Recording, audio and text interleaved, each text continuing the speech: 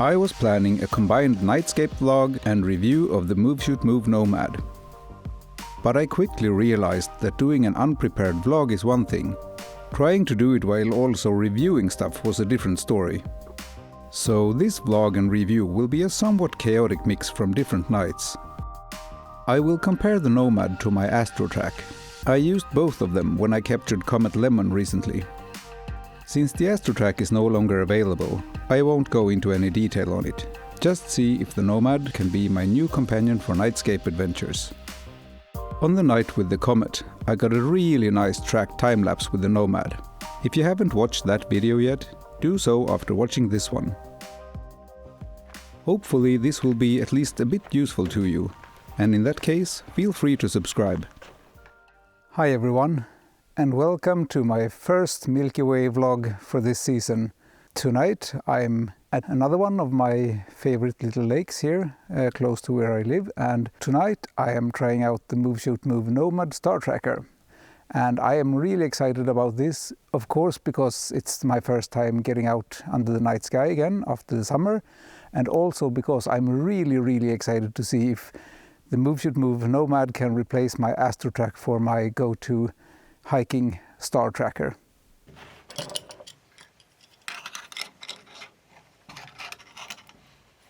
In the end of the video, I will give you my summarized thoughts on the Nomad.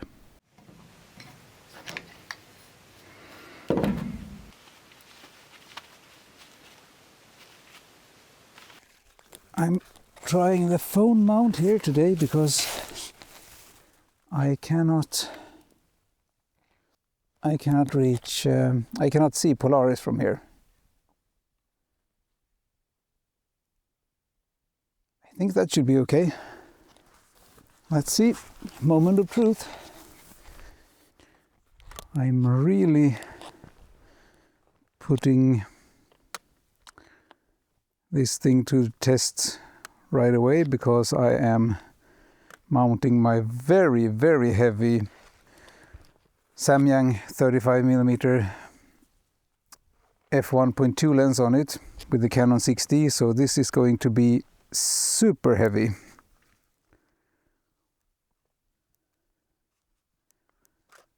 I've been using the ASTROTRAC for more than 10 years now, and overall it's been great and I've been very happy with the performance.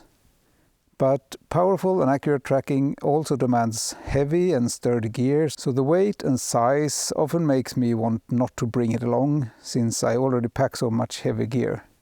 It is too heavy for me and it doesn't really fit in my camera bag in any way.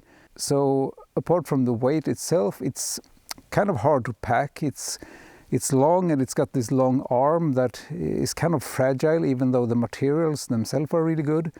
But it's prone to being bent when it folds out, so I have to be really careful when packing it in my backpack so that I don't bend this extending arm. So that's why I've been looking for a replacement or an alternative now for a few years, and I actually reached out to Move Shoot Move and asked if they could lend me one for review. They agreed to send me one for review, and I thought, what better way to try it out than to bring you along on my nightscape vlog here by the lake and really see what it can do. So for transparency, I did get the Nomad sent to me for review and I get to keep it, but I'm totally free to give my honest opinion on it. Move Shoot Move have not seen this video before I published it. I bought the wedge and the polar scope myself since they weren't included in the base package, and I wanted to make a fair comparison to the ASTROTRAC. The laser pointer is not legal here in Sweden. So right now I'm doing 2-minute exposures here with the 35mm lens and the Canon 6D, the Astro Modified. And I'm doing 2 minutes at f2.8 and ISO 800. So I've done a vertical pano with 4 panels, each 4 times 2 minutes. And the Nomad has been going all the way here. First I tried with the camera in the portrait orientation, tilted on its side like this, but I found that that was a bit too much for this for the Nomad. It couldn't really handle the weight being tipped all the way to one side, and I mean, it's over a kilo, maybe close to 1.5 kilos with the camera and the lens. So I guess that's why it didn't work, and I wouldn't expect it to work either. And also I have only done the polar alignment with the phone holder, so I haven't even used the polar scope here tonight because I can't see Polaris from where I'm standing. But so far these 2-minute exposures look really, really good. The stars seem to be really sharp. I will give you a more detailed overview of my thoughts of all of the things that I like and don't like about the ASTROTRAC, and all of the things that I like or might not like about the Move Shoot Move Nomad. But so far this night it's been really good working with it. I must say it was easy once I got it going. It was a bit tricky because the manual isn't all the best, but I really like the simplicity of it, and also the phone holder seemed to work very well when I used it here. I could do 2-minute exposures at 35 millimeters and no problem, just by aligning it with the phone.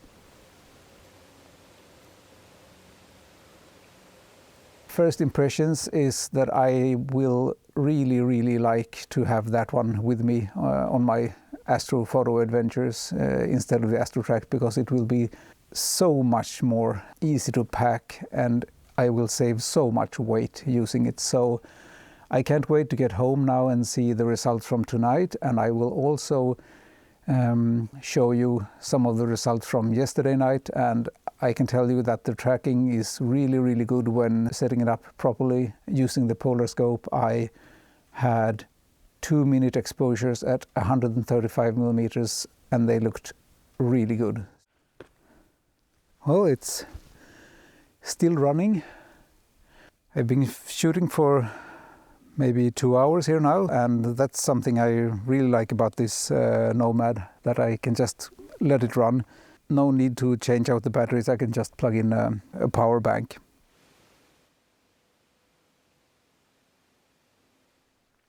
Well, I think that's it for tonight. This was just supposed to be a short trip out to the lake here and to get my astro season started for this year, and it feels really good. I really like this place. Milky Way, naked eye visible, and just a really nice nature experience. So I hope you will stay for the rest of the review. And here is the result from this first night.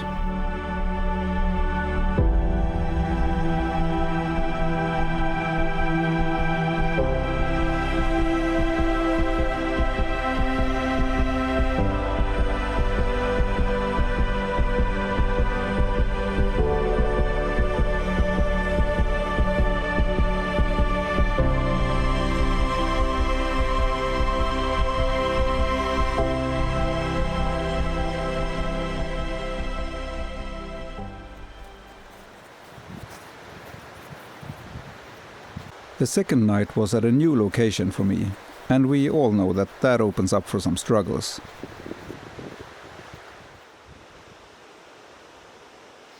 So at the moment I'm actually by hydro power station, so I've got the camera and the Move Shoot Move Nomad placed on a concrete dam structure. In hindsight, it was maybe not the best location because I'm so nervous. The dam itself is maybe a meter wide and with rails on both sides, and then there's water on one side and a drop off on the other side, and I've been so nervous about dropping polar scopes or the camera or maybe a remote or something down there, but so far so good, fingers crossed. So I'm doing 2-minute exposures now with the Canon 6D, the Astro modified one, and the Samyang 24mm lens. So that would be 2-minute exposures at f2.8 and ISO 800, and I will do a few of those tracked, and then I will do a few untracked for the foreground. The night started out without any major issues and the skies stayed fairly clear. This is a Bortle 4 location, by the way. I've finished my sky exposures now, so I thought I would try to... I shut off the Nomad and I will try to take a few more exposures of the ground, of the foreground. I'm gonna take this one off because it's got a tendency to drop off. So I'm just going to level this down a bit to get a bit more of the foreground here. So I'm going to continue with 2-minute exposures, ISO 800, f2.8. I just want to make sure I get enough of the foreground and the water in my frame here. Let's try another one. And I also have to refocus. After starting my foreground shots, I spent a few minutes talking to the camera but without having my microphone on, as one does. But at least I got what I came here for. So let's see now, I'm going to bring back my little time-lapse camera first. And I'm gonna let this one run for a little bit longer. I hope my time-lapse camera is still here. Yes, it is. Well, I don't think I will do a lot more trips to this dam here because it's a bit too risky, I feel, with the risk of dropping the camera in the water.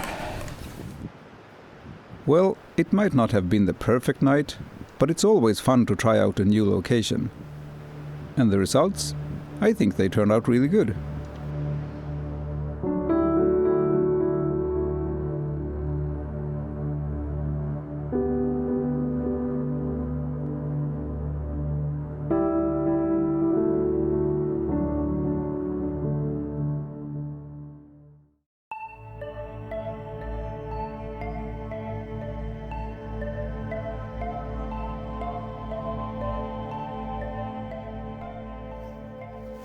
This final night was different. Instead of nightscapes, I decided to try out some deep sky astro, even if it was wide field. This gave me a chance to really put the Nomad to the test and see what it could do. I decided to capture the Cygnus region at 135mm using 1 and 2-minute exposures. I started out with 1-minute exposures with my astro-modded Canon 6D, and then 2-minute exposures with the same camera and an astronomic 12nm H-alpha filter. The results actually surprised me. I didn't think the Nomad would handle such long exposures so well. Here is the result from that night, as well as a few crops for you to see the star shapes.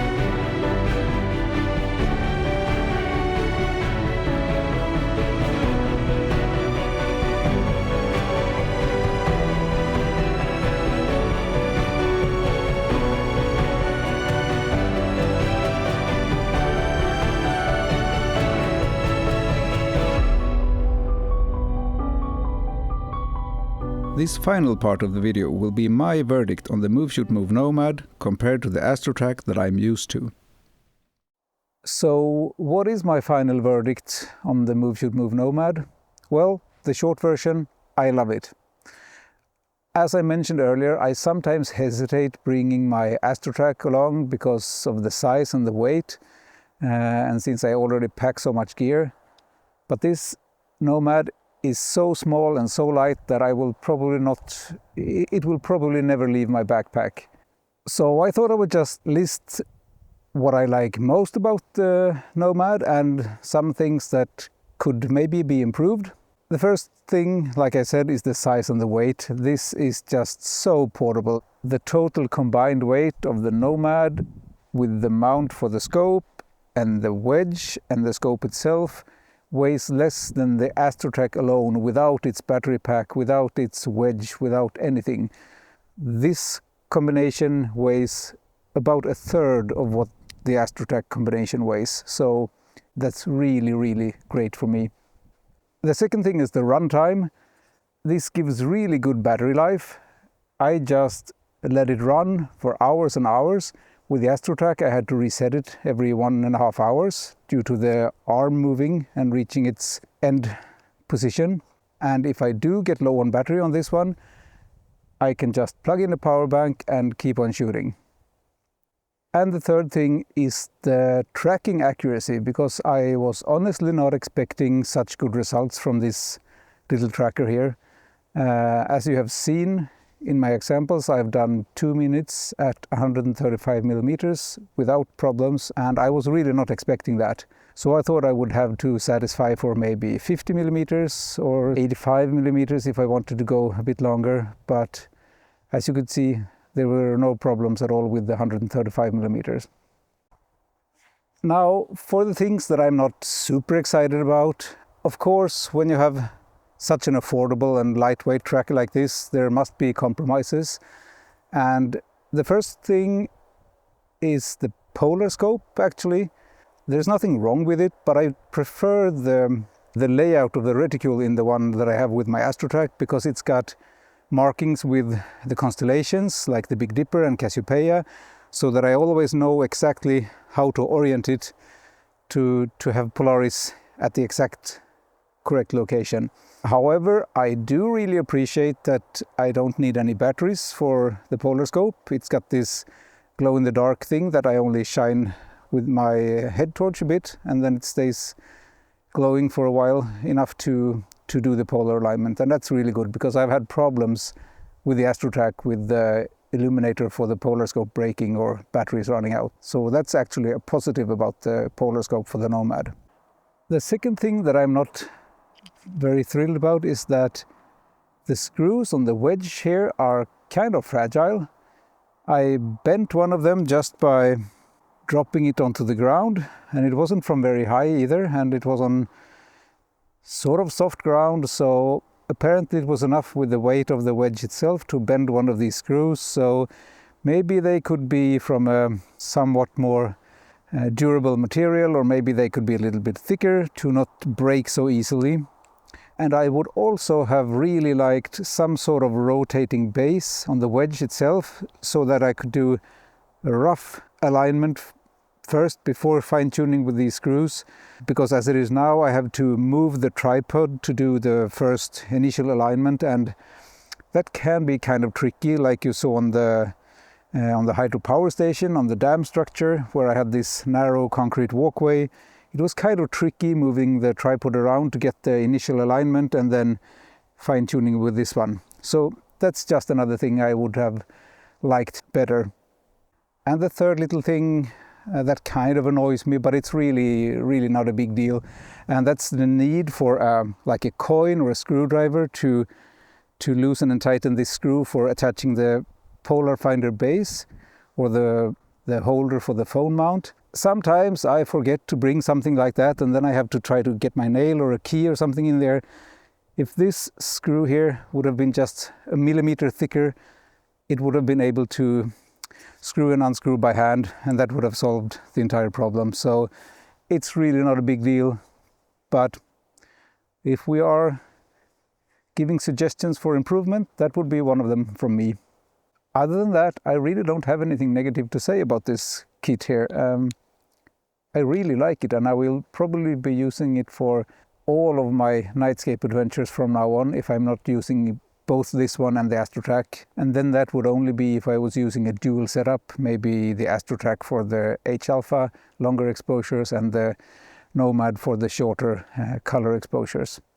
So let me just finish by saying that a star tracker is a really good investment because it's a real game changer for nightscape photography and astrophotography, of course, in general. I hope this nightscape vlog and review of the Move Shoot Move Nomad was at least somewhat helpful to you. And if it was, I hope you would consider giving this video a like and maybe subscribing to my channel. So thank you for watching, and I will see you next time.